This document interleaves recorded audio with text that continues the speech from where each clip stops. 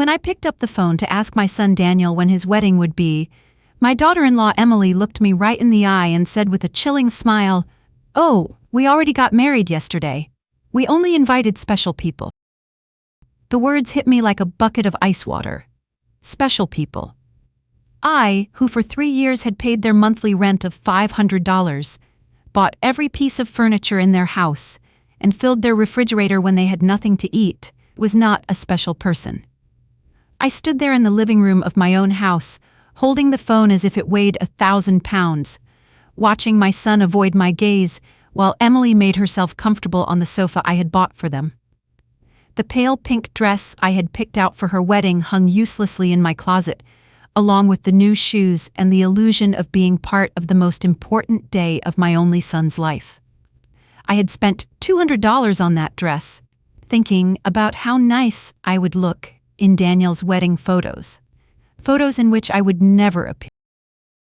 For weeks I had planned every detail. I had put money aside to give them $1,000 as a wedding gift. I had called my sister Susan in Chicago to tell her the good news. I had cleaned my house from top to bottom, thinking they might come celebrate with me after the ceremony. All of that collapsed in a second with those 4 poisoned words. Only special people. Daniel finally lifted his gaze and said in a rehearsed-sounding voice, "Mom, it was an intimate thing, very small, just the 2 of us and the witnesses." But I knew it was a lie. I saw the photos on social media. I saw Emily's parents proudly posing next to the bride and groom. I saw her siblings toasting with champagne. I saw Emily's white dress, which I had helped finance, with the $800 I had given her last month for her personal expenses. I saw everything I wasn't supposed to see. A week later, exactly 7 days after that humiliation, Emily called me with a completely different voice. She was no longer the confident woman who had excluded me from her wedding. Now she sounded desperate, almost pleading. "Margaret, the rent is overdue. The landlord is pressuring us and says if we don't pay this week he will kick us out. You forgot to make the transfer." Her voice trembled slightly as if the world were ending. I was silent for a few seconds, remembering all the times I had run to the bank to make that transfer. All the times I had canceled my own plans to make sure they had a roof over their heads. All the times I had eaten beans and rice so I could give them money for their desires. And now, after they had excluded me from the most important moment of their lives, they had the audacity to call me as if nothing had happened. "Emily," I said with a calm that surprised even me, "didn't I warn you that I only help special people?"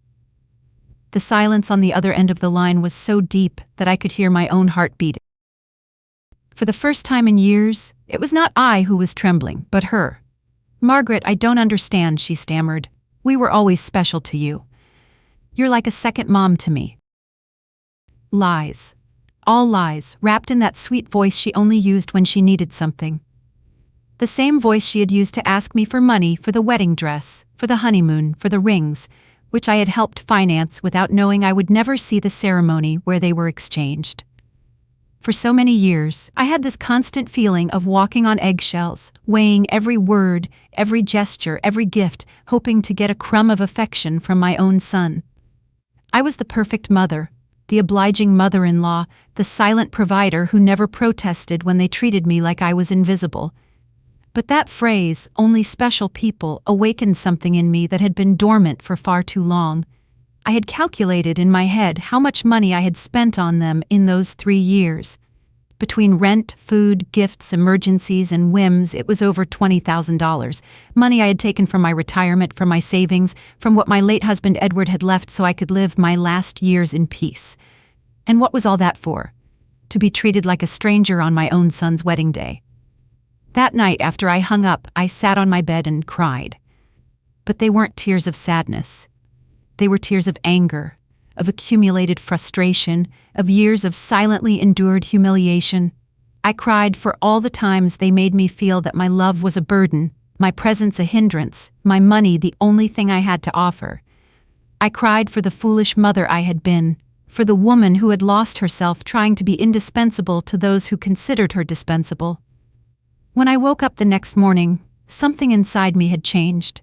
It was not just the pain of betrayal. It was something deeper, colder. I stood up and looked at myself in the bathroom mirror, The same tired eyes as always, the same wrinkles that told stories of years of giving love without getting it back. But there was something else in my gaze. A hardness I didn't recognize. A determination that had been buried under years of compliance. I went to the kitchen and made coffee as I had every morning for 40 years. But this time, I didn't think about calling Daniel to ask how he had slept. I didn't check my phone in anticipation of a message from him apologizing for the previous day's humiliation. For the first time in a long time, I was my own first concern of the day. I sat at the table where I had so often planned surprises for them, counted bills for their expenses, and cried silently when they treated me with indifference. Now this table would be a witness to something completely different. I took out my checkbook, my bank statements, and started to do the math. I wanted to see in exact numbers the extent of my own foolishness. Monthly rent of $500 multiplied by 36 months was $18,000. Food and supplies approximately $200 a month was another $7,200. Birthday gifts, Christmas gifts, anniversary gifts, at least $3,000.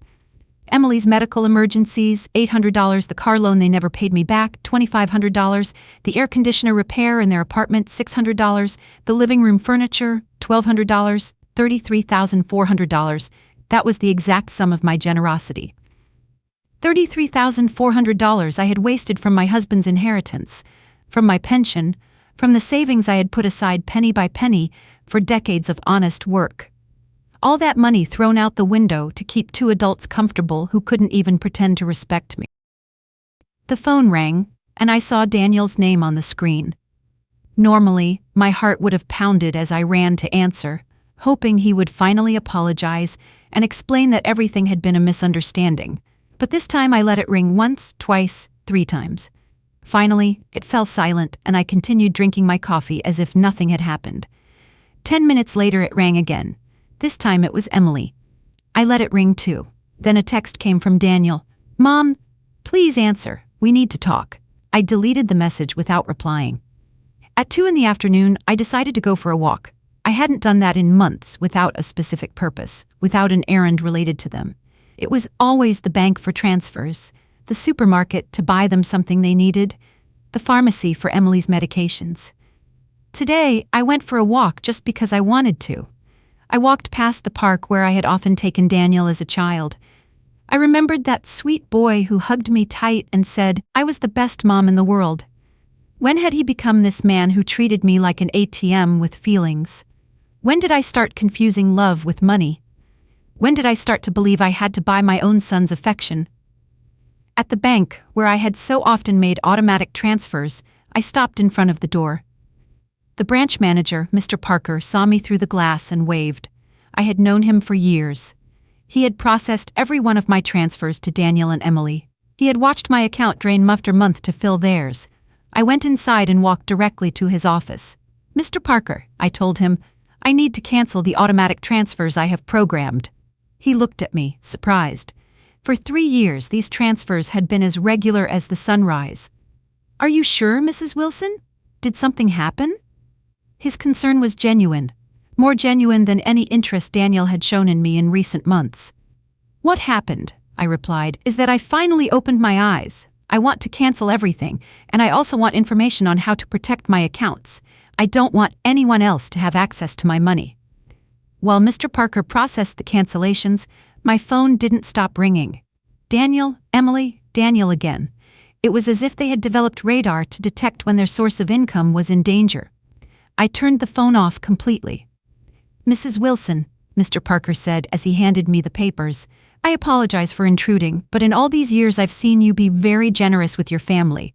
I hope you are not being pressured to make these changes." His words touched me deeply.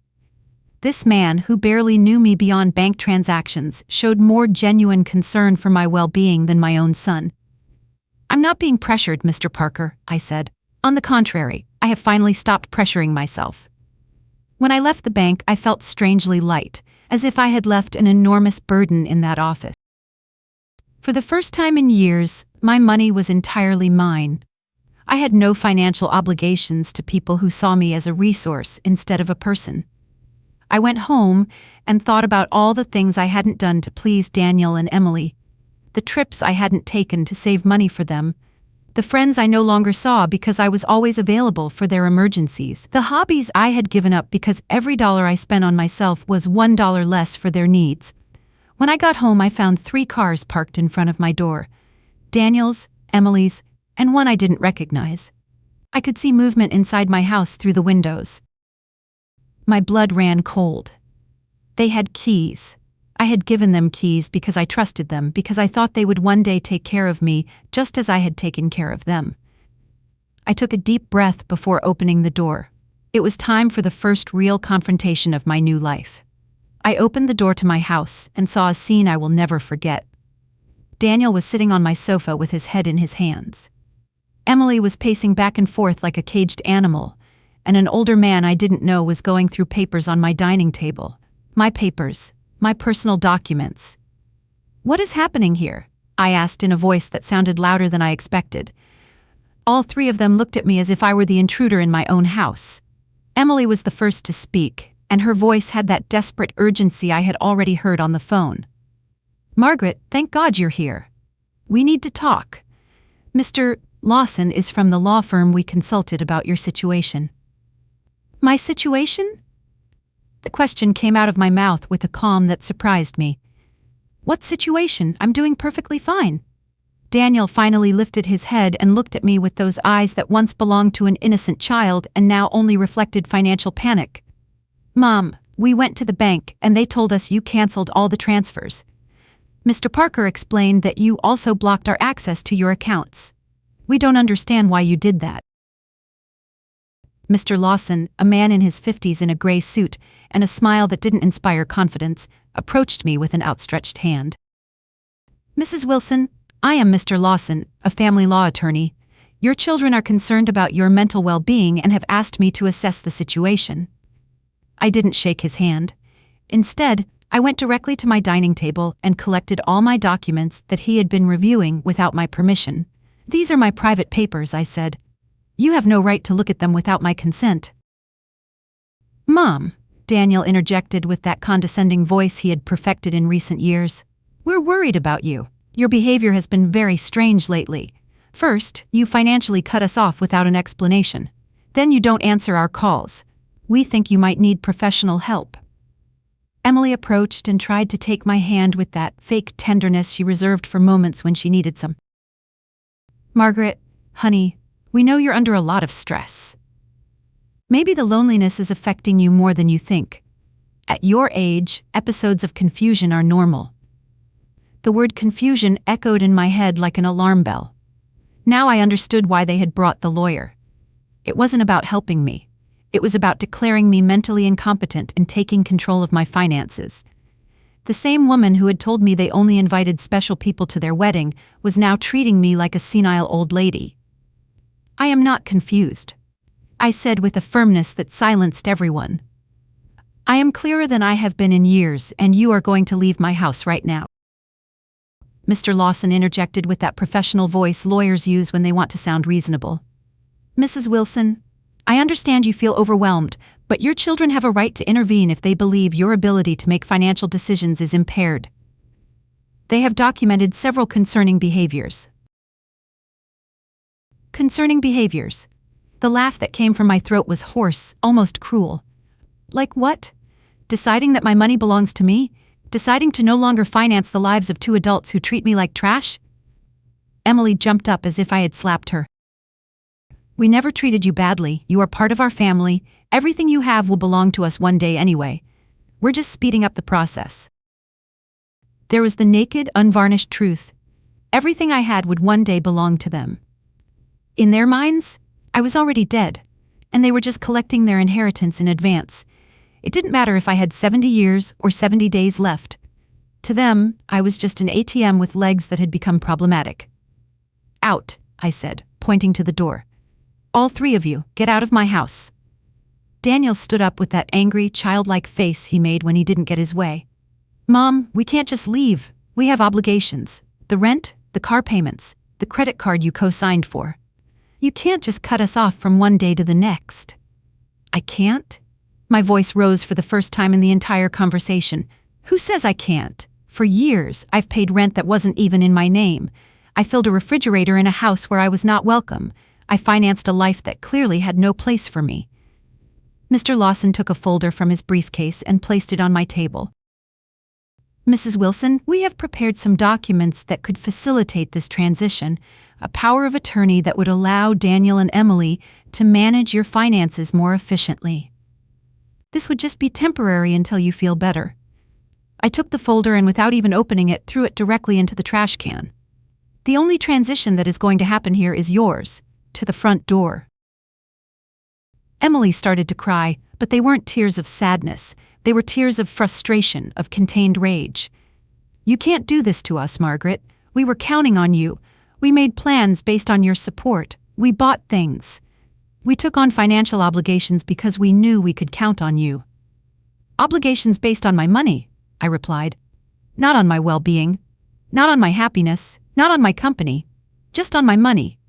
And now that I have decided that my money is better used in my own life, I am suddenly a confused old woman who needs legal guardianship. Daniel tried to approach me, but I took a step back.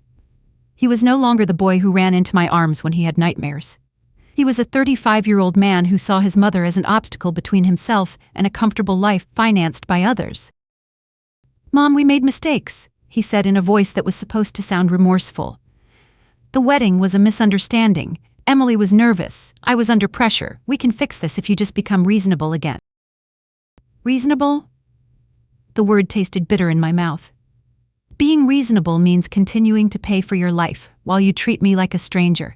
It means pretending it doesn't hurt to have been excluded from the most important day of my only son's life. Mr. Lawson packed his papers with the efficiency of someone who is used to having proposals rejected. Mrs. Wilson, this is not over. Your family has legal options. If you are indeed making irrational decisions due to mental health problems, a judge can determine that you need guardianship. His words were like a blow. I realized this was not just a manipulative family visit. It was a real legal threat. They wanted to declare me incompetent to manage my own affairs.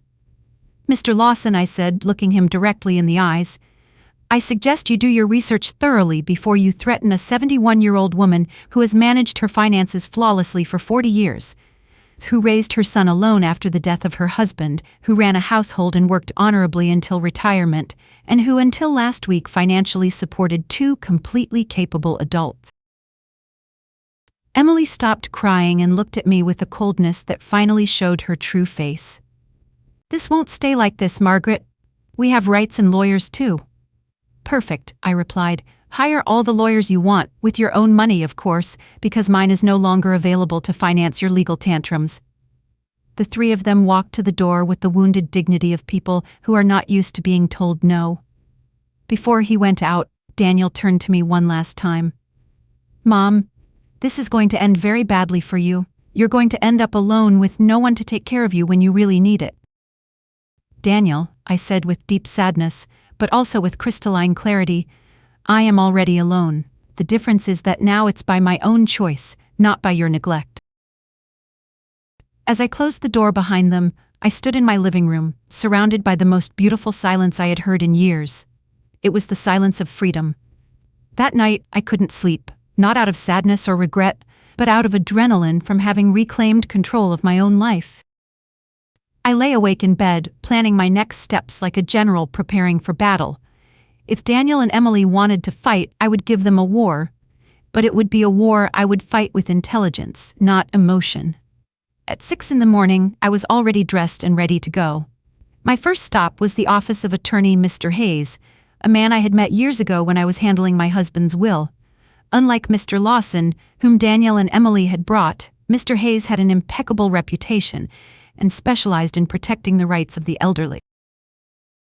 Mrs. Wilson, he told me as I explained the situation, what your children tried to do yesterday is more common than you think. It's called elder financial abuse, and it's a federal crime. The fact that they entered your house without permission and reviewed your private documents also constitutes a violation. His words both calmed and worried me. They calmed me because they confirmed I wasn't crazy, that what had happened was truly abusive. They worried me because I realized the situation was more serious than I had thought. We have to document everything, Mr. Hayes continued. Every transfer, every gift, every time they pressured you for money. We will also change your will to protect your assets from future manipulation attempts. We spent 3 hours reviewing my financial records. Mr. Hayes whistled when he saw the total sum, $33,400 in 3 years.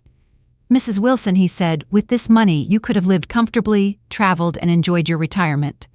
Instead, you completely financed the lives of 2 adults who didn't even respect you enough to invite you to their wedding. When I left Mr. Hayes's office, I had a complete plan. First, I would change all the locks on my house. Second, I would install a security system with cameras to protect myself from future surprise visits. Third, I would open a new bank account at a different bank where they had no contact. And fourth, I would start living the life I had postponed for years. My next stop was the hardware store. The owner, Mr. Carter, had known me for years because I was always buying things to fix Daniel and Emily's apartment. This time was different. "Mrs. Wilson, what brings you here today?" "Another emergency with your son?" he asked with the familiarity of a person who had silently witnessed my wasted generosity. "No, Mr. Carter, this time it's for my own house. I need to change all the locks, and I want them to be of the best quality." He looked at me surprised but asked no questions. While I was choosing the locks, his son Luke, who installed security systems, came by. It was Providence in action. "Luke," I told him, "I also need to install surveillance cameras, the complete system. The price is not an issue." While they were preparing everything for the installation the next day, I received a call from an unknown number. It was Emily, calling from someone else's phone because I had blocked her number after the previous day's confrontation. "Margaret, it's Emily. Please don't hang up. We need to talk like civilized adults." "Speak," I said dryly. "Listen. I understand you're upset about the wedding. It was a mistake. Daniel and I have talked about it, and we want to make it up to you. How about we have a special dinner to celebrate our wedding with you? We can do it at your house, cook together like we used to." The manipulation in her words was so obvious that I almost had to laugh. "Emily, how much rent do you owe exactly?" The silence on the other end confirmed that I had hit a nerve.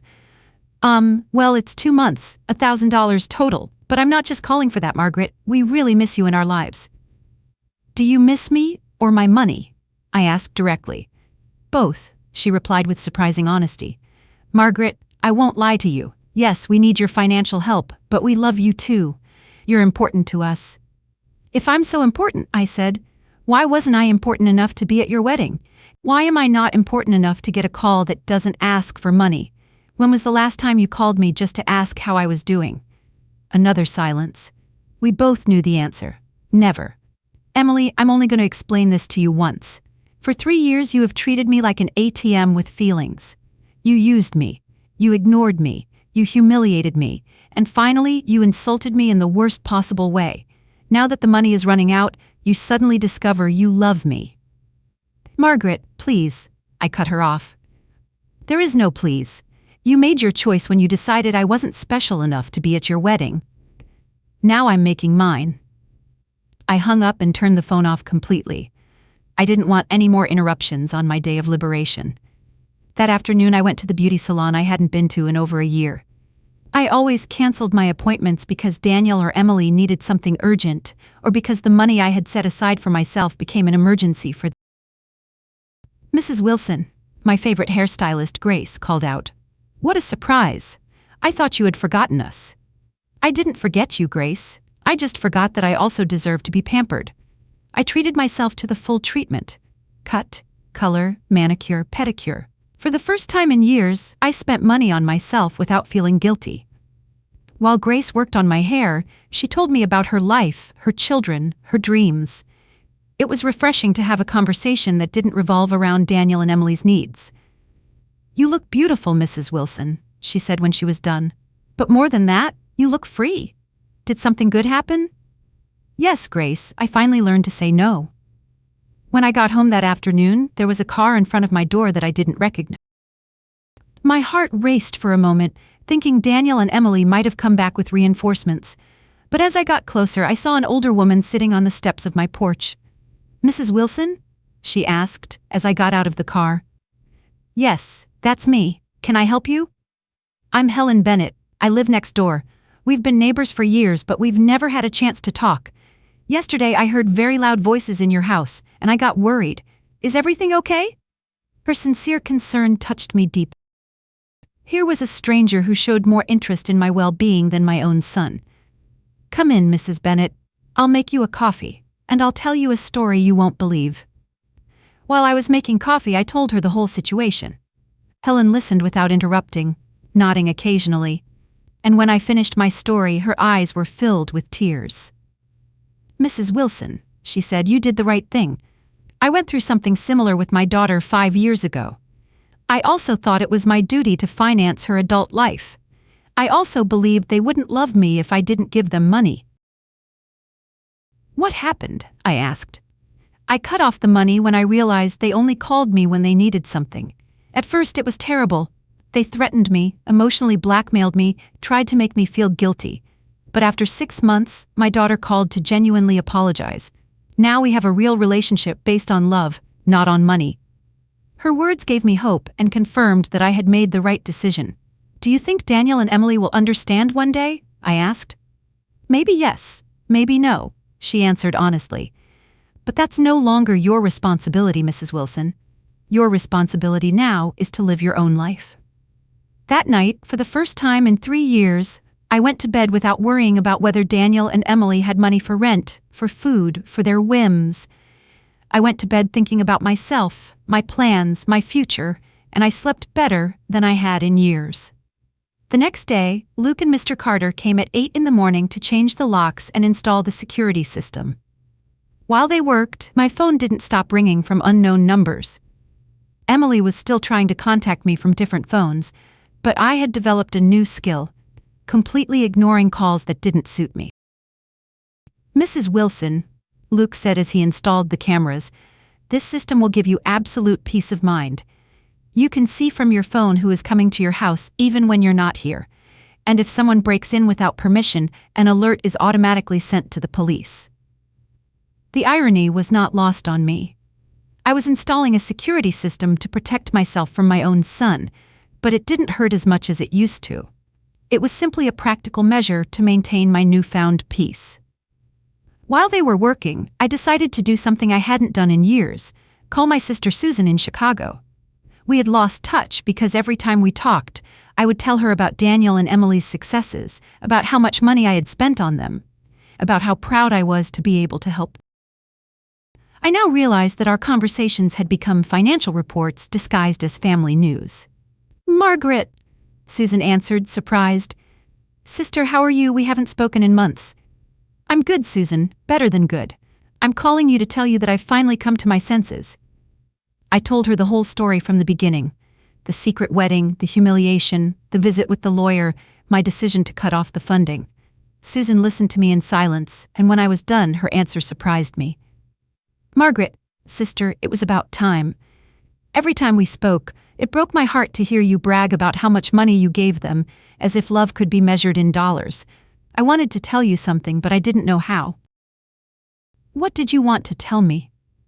"That Daniel never spoke lovingly about you when I saw him at family gatherings. It was always, 'My mom helped me with this,' or 'My mom bought me that,' but never, 'I miss my mom,' or 'I love my mom.'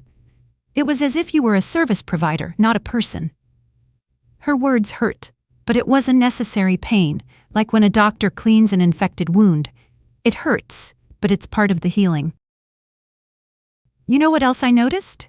Susan continued. "Emily always spoke about you in the future tense. When Margaret is no longer here, we can remodel her house, or when we inherit, we'll invest in the business, as if they were waiting for you to die to really live." This revelation hit me like a bucket of ice water. They didn't just see me as an ATM, they saw me as a temporary obstacle between them and their money. While I was trying to make them happy, they were planning their future without me. After talking with Susan, I sat in my kitchen processing all this information. Years of marriage to a man who truly loved me, 35 years of raising my son alone after my husband's death, and 3 years of financing 2 adults who saw me as a $100,000 obstacle. The doorbell rang, and on the new cameras, I saw it was Helen with a mug in her hands. I opened the door and she handed me a freshly brewed coffee. "I thought you might need some company after everything you told me yesterday," she said with that sincere smile I had already come to appreciate. We sat in my living room and Helen told me more details from her own experience. "My daughter said the exact same things to me that Emily says to you. You're like a second mom to me. We're special to you. Everything will be ours one day anyway." Those are rehearsed phrases, Mrs. Wilson. They learn them from— "Do you think such a handbook exists?" I asked half-jokingly. "Not officially, but it seems everyone reads from the same book. Chapter 1 is Make Her Feel Indispensable. Chapter 2 is Create Constant Financial Emergencies. Chapter 3 is When She Resists, Question Her Mental Health." We laughed, but it was a bitter laugh. It was both funny and tragic to recognize such predictable patterns in our own children's behavior. "Did you ever feel guilty for cutting off the money?" I asked Helen. "Every single day for the first 3 months," she answered honestly. "But then I started to see the results. My daughter had to get a second job. Her husband stopped playing golf every weekend and started looking for extra work. They learned to live within their means, and more importantly, they learned that I was a person, not a resource." That afternoon, I decided to do something I had postponed for years: visit my husband Edward's grave. I always made excuses not to go because Daniel or Emily needed something urgent, or because the taxi fare was better invested in one of their emergencies. The cemetery was quiet and beautiful. Edward's grave looked a bit neglected because I hadn't been there to clean it in months. I sat on the grass next to his headstone and talked to him as if he were alive. "Edward, my love, I think I lost myself for a while. After you left, I put all my energy into Daniel. I wanted to be the best mother in the world, thinking somehow he would grow up without a father, but I think in the process I forgot to be myself." The wind blew gently, and for a moment I felt like he was listening to me. Our son has become someone I don't recognize, or maybe he was always like this and I didn't want to see it. His wife, well, you know how she is. The money you left for me to live peacefully, I spent it taking care of them, but not anymore, my love. I have learned. I cleaned his grave, replaced the withered flowers with new ones, and stayed there for another hour, simply enjoying the peace. For the first time in years, I was not in a hurry to get home to solve a crisis for Daniel and Emily. When I got home, there were 3 cars parked in front of my door again. My heart raced, but this time I was prepared. The cameras showed me that it was Daniel, Emily, and 2 other people I didn't recognize. Everyone seemed agitated, talking to each other and pointing at my house. I didn't get out of the car. Instead, I called Mr. Hayes, my lawyer. "Mr. Hayes, they are at my house again. This time they've brought more people. What should I do?" "Don't get out of the car, Mrs. Wilson. I'll be there right away, and I'll call the police. After our conversation yesterday, I requested a temporary restraining order. They are not allowed to be on your property." Minutes later, Mr. Hayes and 2 police patrol cars arrived. I watched the officers talk to Daniel and Emily, saw my son gesticulate angrily, saw Emily crying again, but this time her tears did not move me. One of the officers approached my car. "Ma'am, you can get out safely. Your visitors are going to leave immediately." As I got out of the car, Daniel shouted at me from the street. "Mom, this is ridiculous. We're your family. You can't call the police on your own son." "Daniel," I replied with a calm that surprised even me. "Family doesn't threaten lawsuits for mental incompetence. Family doesn't break into people's homes without permission. Family doesn't treat their mothers like ATMs." Emily screamed from across the street. "You're going to pay us everything you owe us. We have bills you co-signed for. You can't just abandon us like this." Mr. Hayes interjected. "Mrs. Wilson, any future communication must be through my office, and I suggest you consult with an attorney before making collection threats, because my client has full documentation of all the payments she voluntarily made for 3 years." I watched them drive away in their cars, defeated but not giving up. I knew this wasn't over, but for the first time in this situation I felt confident. I had professional help, I had emotional support from Helen, and more importantly, I had mental clarity about what was right and what was wrong. That night, Helen invited me to her house for dinner. I met her daughter, who was visiting, And I was able to see with my own eyes what a healthy family relationship looked like. They spoke respectfully to each other, asked sincerely about each other's lives, and laughed together. The daughter didn't ask for money once the entire evening. I wanted that with Daniel too, I confessed to Helen after her daughter had left. And maybe you'll get it one day, she replied. But first, he has to learn that you are a person who deserves respect, not just a source of income. For the first time in weeks, I went to bed feeling hopeful about the future. The next few days were strangely peaceful. The surveillance cameras showed me that Daniel and Emily were driving past my house several times a day. Sometimes slowly, sometimes they parked for a few minutes, but without getting out. It was as if they were studying my routine, looking for the perfect moment for their next move. Mr. Hayes had advised me to document every one of these visits, so I kept a detailed log with the date and time. Their persistence will work in our favor, he had said. Every time they show up after we've told them not to approach, it strengthens our case for a permanent restraining order. On Friday morning, I was calmly having breakfast when the doorbell rang. The cameras showed me a very well-dressed young woman with a folder in her hands and a professional smile. I didn't recognize her, but something about her posture told me it was not a social visit. "Good morning, Mrs. Margaret Wilson," she said as I opened the door. "I am a social investigator from the Office of Senior Services. We have received a report that you may be in an at-risk situation, and we need to conduct a wellness check." My blood ran cold. Daniel and Emily had escalated the situation. It was no longer just threats from private lawyers. Now they had involved the government. "Can I see your ID?" I asked, trying to stay calm. "Of course." She showed me an official ID that looked genuine. "I am social worker Mrs. Collins. Can I come in and talk to you?" I let her in, knowing that a refusal would have been worse for my case. Mrs. Collins sat down in my living room and took a form out of her folder. "Mrs. Wilson, we have received reports that you have shown significant changes in your financial behavior, that you have cut off communication with your family, and that you have shown signs of paranoia by installing unnecessary security systems. We were also told that you have refused medical and legal help from your loved ones." Every word had been carefully chosen to make me sound like a mentally disturbed old woman. I recognized Emily's handwriting in the wording. She had always been skilled at manipulating words to get what she wanted. "Mrs. Collins," I said with all the dignity I could muster, "I would like to call my lawyer before answering any questions." "Ma'am, this is not a legal interrogation. It's a wellness check. If you have nothing to hide, it should not be a problem to speak with me." The phrase "if you have nothing to hide" infuriated me. It was the same logic abusers use to justify their invasions. If you're innocent, you shouldn't complain about your privacy being violated. "Miss, I'm calling my lawyer. You can wait here or come back another day, but I will not answer any questions without legal representation present." I called Mr. Hayes and he was there within 20 minutes. When he came in and saw the social worker, his expression hardened. "Mrs. Collins," he said after checking her ID, "I hope you have a court order to be here because my client is under my legal representation and any unauthorized investigation constitutes harassment."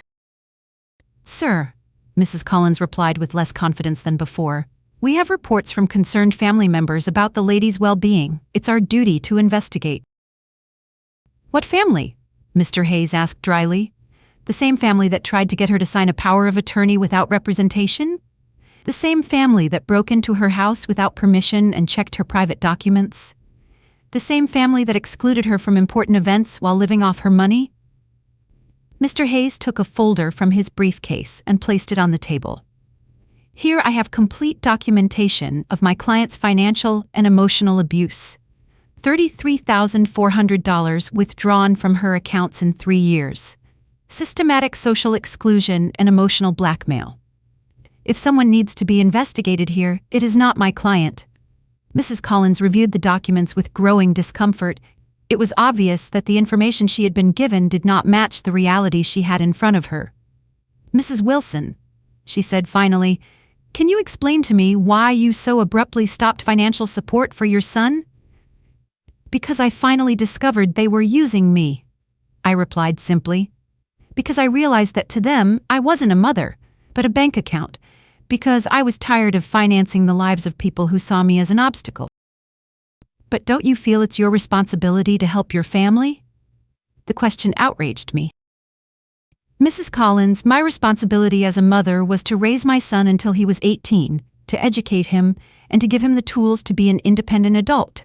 My son is 35 years old, married, and perfectly capable of supporting himself.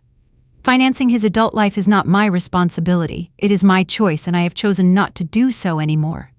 Mr. Hayes interjected, Mrs. Collins, would you consider it normal for a 35-year-old adult to be unable to pay his own rent without the help of his 71-year-old mother? Mrs. Collins did not answer right away. I could see she was re-evaluating the entire situation. Mrs. Wilson, she asked after a moment, do you manage your own finances completely? I can show you my bank statements, my investments, my tax payments. Everything is current and in order. Do you live independently? As you can see, I keep my house clean. I take care of myself physically. I drive my own car. I have healthy social relationships with my neighbors. Do you take any medication? Just vitamins and occasionally aspirin. I don't have any medical conditions that require medication. Mr. Hayes added, my client has just undergone extensive medical exams as part of our legal process. She is in perfect mental and physical condition. Mrs. Collins closed her folder and sighed. Mrs. Wilson, based on this conversation and the documentation I have reviewed, I see no indication that you are at risk or in need of intervention. I will close this case. After she left, Mr. Hayes and I remained silent for a few minutes. Margaret, he said finally, this is going to continue to escalate. Daniel and Emily are spending money they don't have to hire professionals to try to have you declared incompetent. Does that mean they are desperate? It means exactly that. That night, I sat in my living room thinking about everything that had happened in the last 2 weeks. In just 14 days, I had gone from being a submissive, financially exploited mother to being a woman who defended her rights, who had legal protection, and who was surrounded by new, genuine friends. It was both terrifying and liberating. I poured myself a glass of wine and looked at the photo of Edward that I kept on the shelf. You'd be proud of me, my love, I whispered. I finally learned to say no. A week later, I received an official letter in the mail. It was from the court. Daniel and Emily had filed a petition for protective guardianship over me, alleging that I was suffering from cognitive decline and financial paranoia. My hands trembled slightly, but not from fear, more from disbelief. They were really doing it. They were really trying to legally take control of my life. I immediately called Mr. Hayes, who sounded unsurprised. I expected this, he said.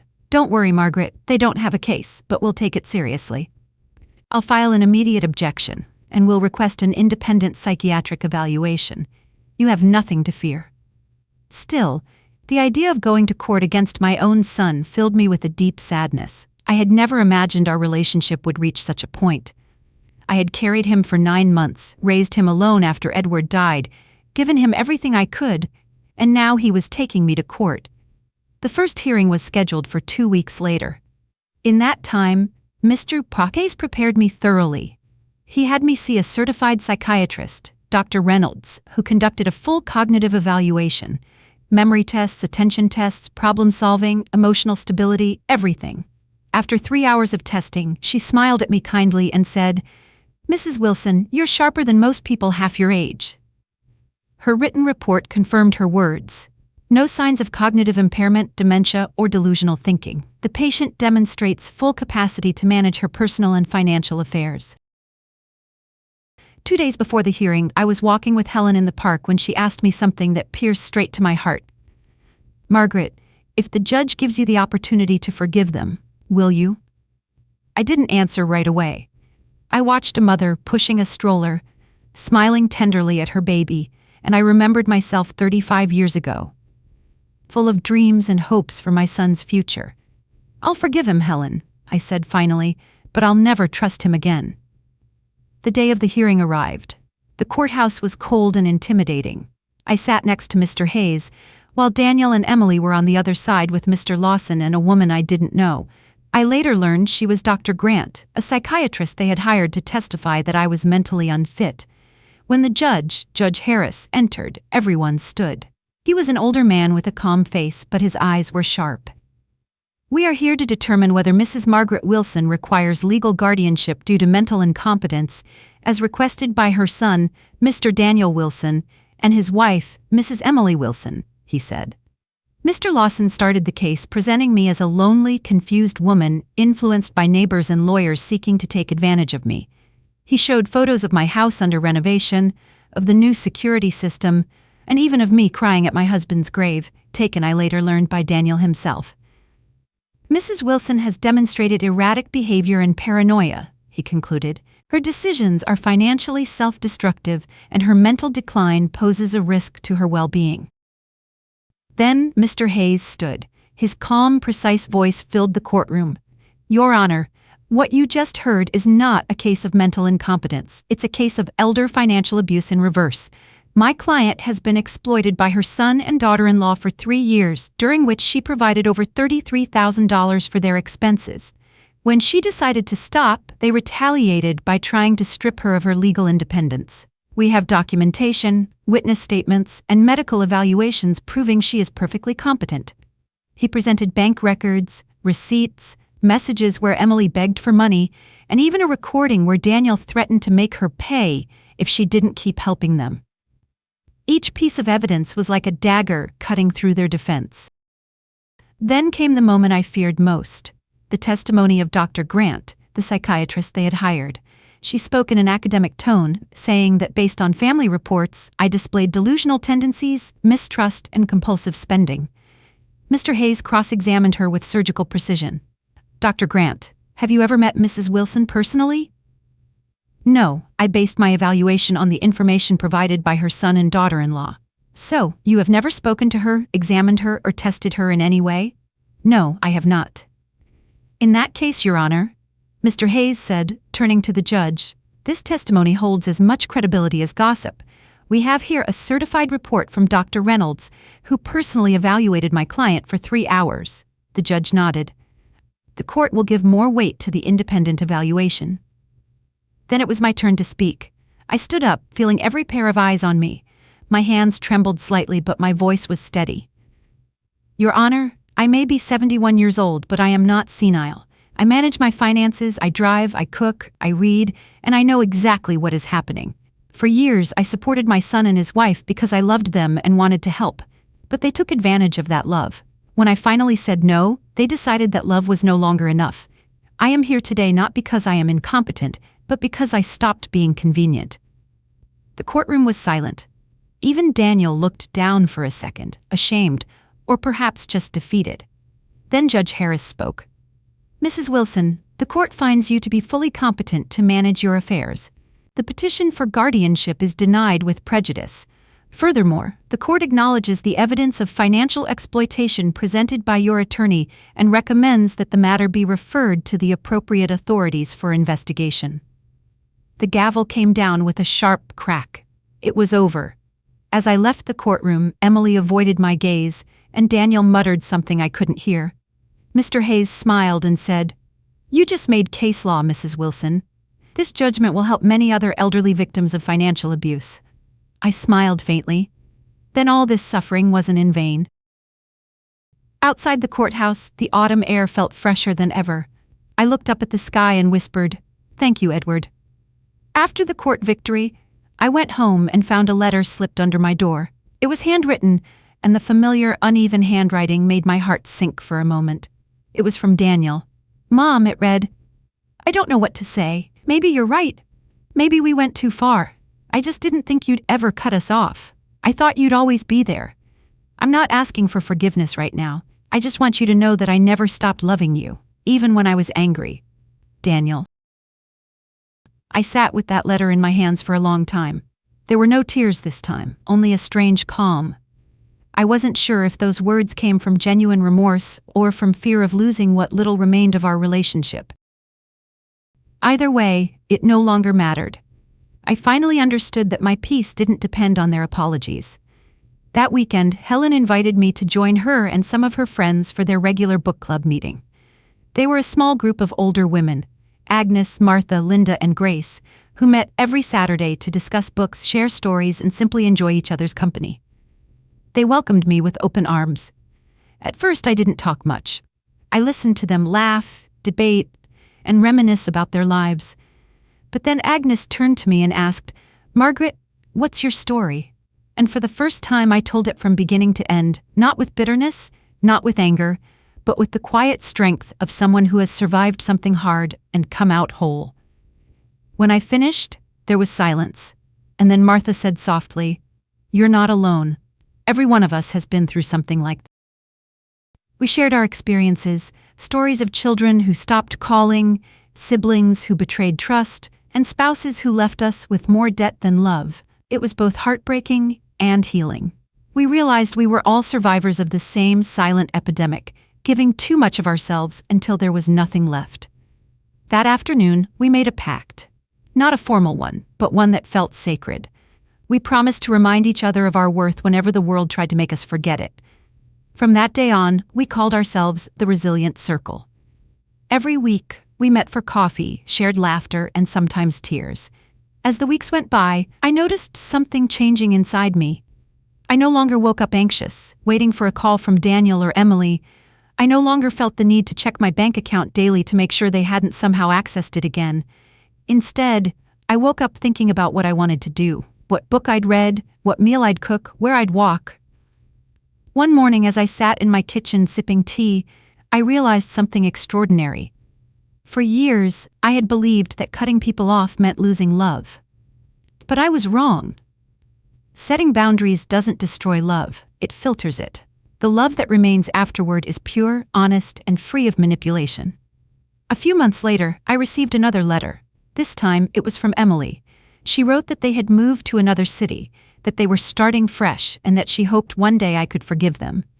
The letter ended with, "Thank you for teaching us that love without respect is not love at all." I didn't reply. I didn't need to. Some stories don't need endings, they just need peace. On the first anniversary of that fateful day, the day Emily had told me I wasn't special people, I invited the Resilient Circle to my house. We sat in the garden, surrounded by blooming flowers, sunlight, and laughter. Helen raised her glass and said, "To Margaret, for proving that it's never too late to take your life back." We toasted, and for the first time in many, many years, I felt truly celebrated. Not for the money I had given, not for the favors I had done, but simply for being me. Later that night I wrote in my journal, "I once believed that love meant sacrifice, that being needed meant being valued, but now I know that love without respect is a slow death. And I've chosen life." As I turned off the lights and looked around my quiet, peaceful home, I smiled. The same silence that once made me feel lonely now wrapped around me like a warm blanket.